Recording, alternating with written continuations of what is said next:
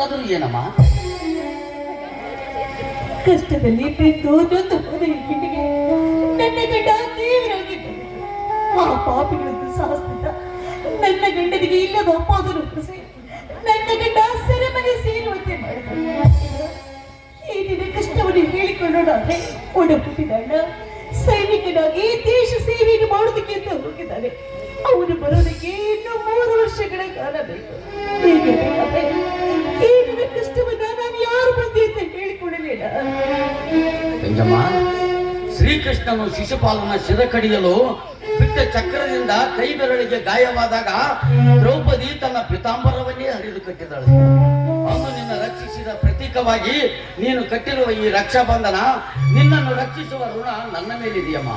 ತಂಗಿ, ನಿನ್ನ ಶೀಲ ಶುದ್ಧವಾಗಿ ಹೀಗೆ ಇರಬೇಕಂದ್ರೆ ದಯವಿಟ್ಟು ನನ್ನ ಮಾತನ್ನು ಕೇಳುವೆಯಾ ತಂಗಿ? ನಿನ್ನ ಅಸಹಾಯಕತೆಗೆ ಶಕ್ತಿ ತುಂಬಿ ಮುಕ್ತ ಮನಸ್ಸಿನಿಂದ ಸ್ವಾಗತಿಸುವ ಸ್ಥಾನ ಎಂದರೆ ಈ ಕಲಾರಂಗ. ನನಗೆ ಆ ಮಹಾನ್ ಕಲಾವಿದರ ಪರಿಚಯವಿದೆ. ಅವರಲ್ಲಿಗೆ ಹೋಗಿ ಕಲೆಯಲ್ಲಿ ಪರಿಣಿತಿ ಹೊಂದು ನೀನು ಕಲಾವಿದೆಯಾಗಬೇಕಮ್ಮ. ಕಾಲಕೂಟದ ವಿಷವೇ ತುಂಬಿದ ಕಪಟಿಗಳ ಕೈಯಲ್ಲಿ ಕಾಲ ಚಕ್ರವೇ ಹಿಡಿದು ಮರೆಯುತ್ತಿರುವ ಕುಯುಕ್ತಿಗಳಿಗೆ ಕತ್ತರಿ ಹಾಕಿ ಕಾಲವನ್ನೇ ಗೆದ್ದ ಕಲಾವಿದೆ ನೀನಾಗಬೇಕಮ್ಮ. ಕಾಲವನ್ನೇ ಗೆದ್ದ ಕಲಾವಿದೆ ನೀನು.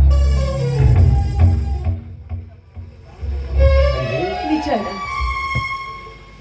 ಜಾತಿ ಮತ ಮೇಲು ಕೀಳು ಎಂಬ ಭೇದ ಭಾವ ಇದ್ದು ಒಂದೇ ಒಂದು ಜಾಗ ಅಂದ್ರೆ ಅದು ಕಲಾರಂಗ. ನೀನು ಹೇಳಿದಂತೆ ಅದನ್ನೇ ನನ್ನ ಪಾಲ ದೇವರನ್ನು ತಿಳಿದುಕೊಂಡು ಆ ಕಲಾರಂಗದಲ್ಲಿ ನನ್ನ ಜೀವನವನ್ನು ಸಾಗಿಸೋದಕ್ಕೆ ನನಗೂ ಕೂಡ ಸಂಪತ್ತಿ ಇದೆಯಲ್ಲ. ಕಲೆಯಲ್ಲಿ ಪರಿಣಿತಿ ಹೊಂದಿ ನೀನು ಕಲಾವಿದೆಯಾಗಬೇಕಮ್ಮ. ತಿಪ್ಪೇಗೋಡಿಯಲ್ಲಿ ಕುಳಿತು ಕಲೆಯನ್ನು ಪ್ರದರ್ಶಿಸುವವನಿಗೆ ಹುಚ್ಚ ಎನ್ನುತ್ತದೆ ಈ ಸಮಾಜ.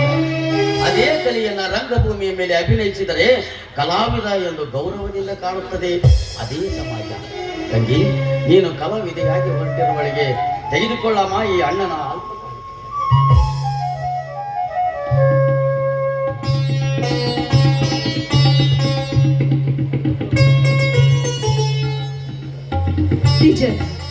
ಒಬ್ಬ ಕಲಾವಿದೆ ಮುಖ್ಯವಾಗಿ ಬೇಕಾಗಿದ್ದು ಕಲಾವಿದೆ ನ್ಯಾಯ ರೀತಿ ಸಮ್ಮತದಂತೆ ಈ ಗೆಜ್ಜೆಯನ್ನ ನನ್ನ ಕೈಯಲ್ಲಿ ಕೊಟ್ಟಿದ್ದೀನಿ.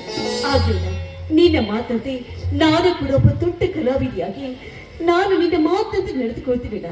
ಆದ್ರೆ ನಾನು ಕಲಾವಿದೆಯಾಗಿ ಈ ಕಲಾರಂಗವನ್ನು ಮುಂದೆ ಸಾಗಿಸ್ಬೇಕಾದ್ರೆ ನೀನು ಸದಾಕಾಲ ಕಷ್ಟದಲ್ಲಿ ಸುಖದಲ್ಲಿ ನೋವಿನಲ್ಲಿ ನಲಿವಿನಲ್ಲಿ ನನ್ನ ಜೊತೆಯಾಗಿ ಇರ್ಬೇಕಲ್ಲ. ಗೆಜ್ಜೆ ಕಟ್ಟಿದವರೆಲ್ಲ ಲಜ್ಜೆ ಬಿಟ್ಟವರಲ್ಲಮ್ಮ. ಅವಳು ಅಗ್ನಿಯಷ್ಟೇ ಪವಿತ್ರಳು. ನೀತಿಗೆಟ್ಟ ಸಮಾಜಕ್ಕೆ ಅನೀತಿಯಿಂದಾಗುವ ದುಷ್ಪರಿಣಾಮಗಳನ್ನ ಅಭಿನಯದ ಮೂಲಕ ತೋರಿಸಿ ಜನತೆಗೆ ನೀತಿವಂತರಾಗಿ ಬಾಳಿರಿ ಎಂದು ಮಾರ್ಗದರ್ಶನ ನೀಡುವ ದೇವತೆಯಮ್ಮ. ಲೋಕ ಕಲ್ಯಾಣಕ್ಕಾಗಿಯೇ ಈ ಕಲಾವಿದರು ಜನ್ಮವೆತ್ತಿ ಬಂದಿರುವರು.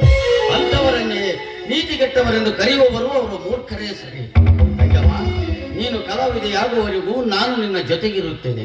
ನಿನ್ನ ಕಲೆಯನ್ನು ಇವತ್ತೇ ಪ್ರಾರಂಭಿಸೋಮ. ನಿನ್ನ ಕಲೆಯನ್ನು ಪ್ರದರ್ಶಿಸು ತಂಗಿ.